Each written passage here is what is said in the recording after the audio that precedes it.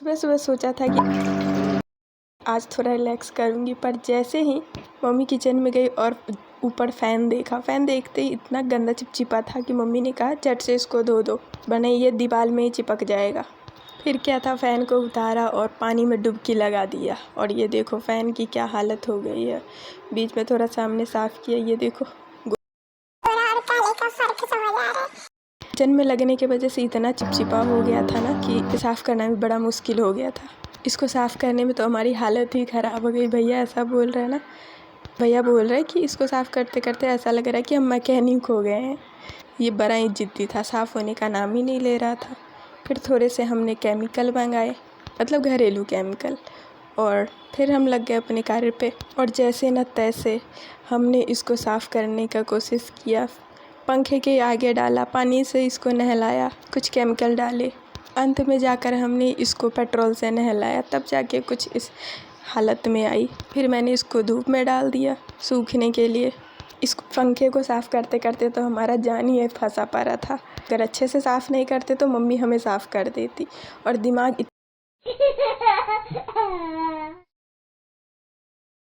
ख़राब हो गया था कि मैं 2 बादाम फोड़ने आ गई। बॉडी की हालत ख़राब हुई थी, कम से कम दिमाग चलेगा। बादाम खा लूँ थोड़े से 2, तब ताकि बादाम से दिमाग हमारा खुल जाए, तो फ़ैन साफ़ करने का और आइडिया आ जाए।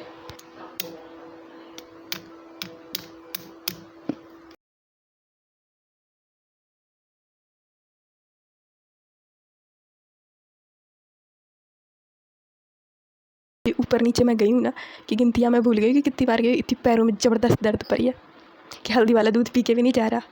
क्या आपके साथ भी ऐसा होता है? होता है तो कमेंट में ज़रूर से बताओ। उसके बाद घर में भी देखा तो इधर हालत ख़राब, किचन से सारे सामान को निकाला, टाइल्स को चमकाया और ये देखो कुछ ऐसा हाल बनाया। उसके बाद खाया हमने मखाना, रोस्ट किए बादाम, क्योंकि अभी खाना बनाने की बिल्कुल भी हालत हमारे अंदर तो बची नहीं थी। फिर हमने मखाने खाए, बादाम खाए और थोड़ा सा सेहत बनाया।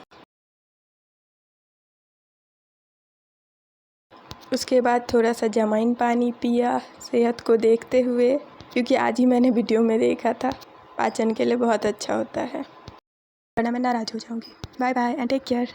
आज तो छत से घर, घर से छत इतनी बार हुआ ना कि मैं सारी जिम की ड्यूटी भूल गई हूँ। आज यहीं पे इतनी जिम की तरह ऊपर नीचे। और फिर ये देखो सुंदर सुंदर सा फ़ैन हमारा, ऐसा लग रहा है अभी कि जैसे अभी नया ही खुल के आया हो पन्नी से। और साफ़ कराने में तो इसने हमारी जान ही निकाल दी। ये देखो हमारे हाथ का हालत। और किचन साफ़ करते करते कुछ खजाने भी हमें मिले जो महीनों से हम ढूंढ रहे थे। हैंड ब्लेंडर, ये केक बीट करने वाली थी, जो अब जाके हमको मिला है।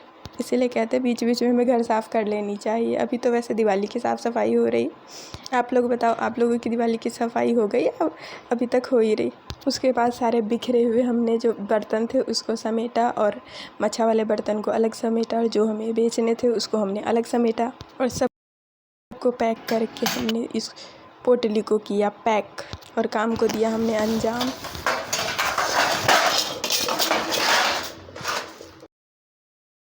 उसी बीच में कुरियर वाले भैया ने कॉल किया था कि 200 जन्म पुराना आपका कुरियर आ गया है। तो मैं भाग के गई, कुरियर निकाला और मेरे में इतनी भी सब्र नहीं थी, मैंने झट से आपके लिए अनबॉक्सिंग कर डाली।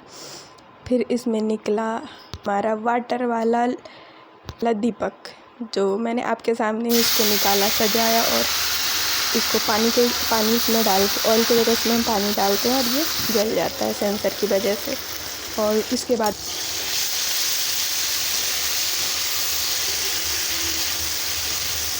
देखो ये मैंने बड़े दिन प्यार से बनाया था माँ लक्ष्मी के लिए।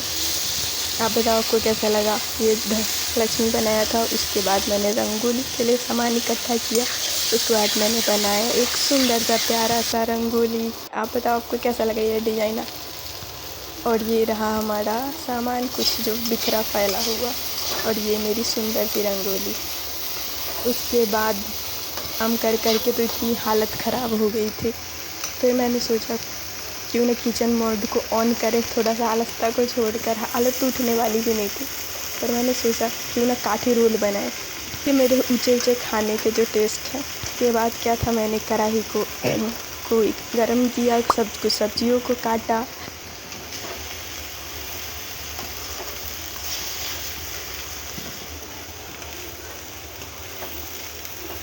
और उसके बाद मैंने सोयाबीन को कुछ मसाले और मलाई जो हमारे घर में होती है उसको डाल के मिक्स किया। उसके बाद गर्मा गर्म कढ़ाई में थोड़ा सा तेल डाल के हमने इसको सौटे कर लिया। इसको अच्छे तरीके से हम इसको भूनना होता है।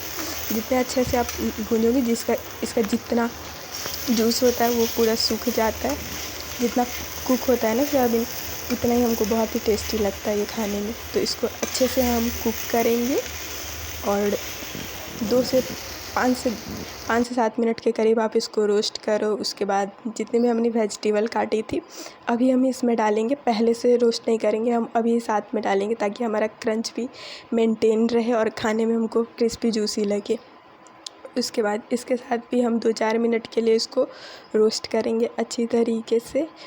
उसके बाद जब रोस्ट हो जाएंगे, खुशबू सारे घरों में फैल रही थी, उसके बाद हम इसको रख देंगे ठंडा होने के लिए ताकि उधर हम अपनी रोटियां भी बना लेंगे।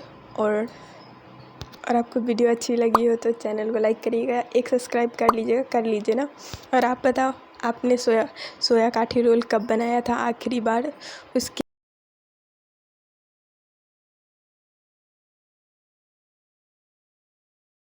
बाद बाहर से आवाज़ आ रही थी कुछ, मैं सुनते हुए बाहर गई तो बाहर जाके देखा उसने तो बाहर चिल्ला रहे थे पानी फल सिंघाड़ा ले लो, पानी फल सिंघाड़ा ले लो। फिर मैं भाग के गई, इसको लेके आया। आपके यहाँ इसको किस नाम से बुलाते हैं? उसके बाद फिर मैं अपने कार्यक्रम पे लग गई जहाँ पे मैं काठी रोल को छोड़ के गई थी। पानी फल सिंघाड़ा के अपने ही बहुत ही फ़ायदे हैं, वो हमारे सेहत के लिए बहुत ही अच्छा होता है। इसको आप कच्चा भी खा सकते हो, इसको बॉयल करके नमक के साथ भी खा सकते हो, बहुत ही टेस्टी होता है और हेल्थ के लिए तो बहुत ही बेनिफिट है ही। उसके बाद मैं रोटियों को सेक लूँगी। जो हमारी काठी रोल की रोटी होती है वही रोटी है। इसको थोड़ा सा थिक कर सकते हो पर मैंने नॉर्मली रखा है हल्का सा मोटा सा। उसके बाद हम रोटी बनाने के बाद हम उसमें अपना सोया काठी रोल का मिक्सचर डालेंगे। उसमें हम कुछ सॉसेस डालेंगे और इसको हम रोल कर लेंगे और इसको आप खाइए, एंजॉय करिए। और आप भी बना कर ज़रूर एक बार ट्राई करना, आप बताना आपको कैसा लगा। और मैंने खाया, मैंने अपने घर वालों को दिया। उसके बाद मैं आ गई बैक टू बैक काम करने। जो हमारा बेसिन था बहुत ही गंदा हो गया था तो इसको हमने साफ़ किया। तो भैया इसको साफ़ कर रहे थे, वैसे मैं नहीं कर रही थी, भैया कर रहे थे क्योंकि ये बहुत ही गंदा हो गया था और मैं थोड़ी आलसी सी हूँ। उसके बाद ये देखो क्या हालत हो रखी है बेसिन की। और हमारे घर में कुछ काम चल रहा था, उसकी वजह से उसको निकाला गया था तो हम इसको ऐसे दिखा रहे हैं, ऐसा नहीं कि निकाल के साफ़ होता है। उसके बाद हमने इसमें कुछ सामग्री डाली, चूना था और शैम्पू, जिससे हम साफ़ इसको कर रहे थे। तो इसको हमने अच्छे से घिसा और इसको चमका दिया जितना हमसे हो पाया।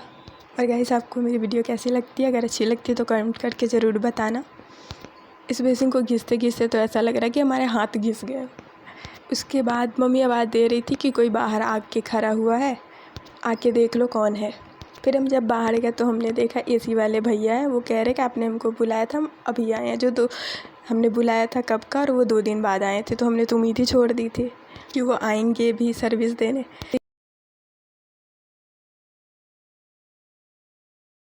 करें, घर अपना है और सफाई भी अपने स्टाइल में ही करेंगे।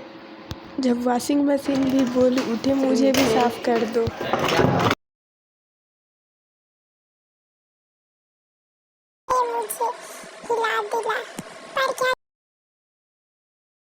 बस अब ये ना बोल दो कि कंप्रेसर भी वॉश कर दो। दिन ख़त्म हुआ पर सफाई अभी भी चल रही है, फ़ैन से एसी तक सब। ये देखो एसी का कुछ हाल ऐसा हुआ कि हमने तो सोचा भी नहीं था कि ऐसे साफ़ होता है। भैया ने बड़े ही अच्छे से साफ़ किया और फिर एसी साफ़ करते हुए थोड़ी देर देखने के बाद मैं आ गई अपने रूम में। अपने रैक का हालत देखने की इतनी हालत बुरी थी।